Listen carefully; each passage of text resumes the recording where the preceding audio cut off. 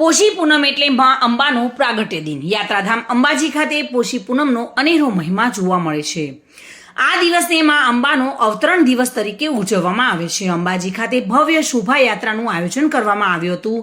ગબ્બર પર્વતથી અખંડ જ્યોતમાંથી જ્યોતનો પ્રગટાવી ધાર્મિક ઉત્સવ સેવા સમિતિ ટ્રસ્ટના સભ્યો દ્વારા ગબ્બર ગોખ ખાતે પૂજા અર્ચના કર્યા બાદ ગબ્બર મંદિર શિખર પર ધજા ચડાવવામાં આવી હતી અને ઢોલ નગારા સાથે પેદલ યાત્રા કરી અંબાજી મંદિર ખાતે ગબ્બર ગોખથી જ્યોત લાવવામાં આવી હતી।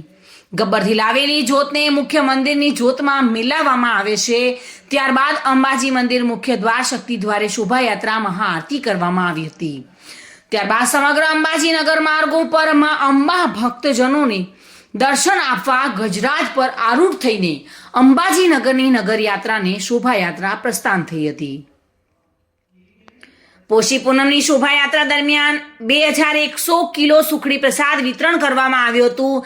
માટે જ પૂનમને સુખડી પૂનમ પણ કહેવાય છે। આ પૂનમને શાકંભરી પૂનમ પણ કહે છે, કેમ કે આ દિવસે જ માં ભગવતીએ દુકાળગ્રસ્ત ભૂમિને લીલોતરીના આશીર્વાદ આપ્યા હતા।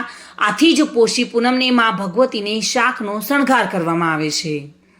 રથ ધજા પતાકાઓ સાથે હાથી ઘોડા ઊંટ અને બેન્ડ બાજા શરણાઈઓના સંગીત સાથે વાજતે ગાજતે ધામધૂમપૂર્વક શોભાયાત્રા પ્રારંભ થઈ હતી, જેમાં ફૂલો વરસાવતી તોપ, આદિવાસી નૃત્યો સાથે વિવિધ સાંસ્કૃતિક અને ધાર્મિક ઝાંખીઓની કતાર સાથે સમગ્ર યાત્રા અદ્ભુત અને અલૌકિક આકર્ષણરૂપ બની હતી।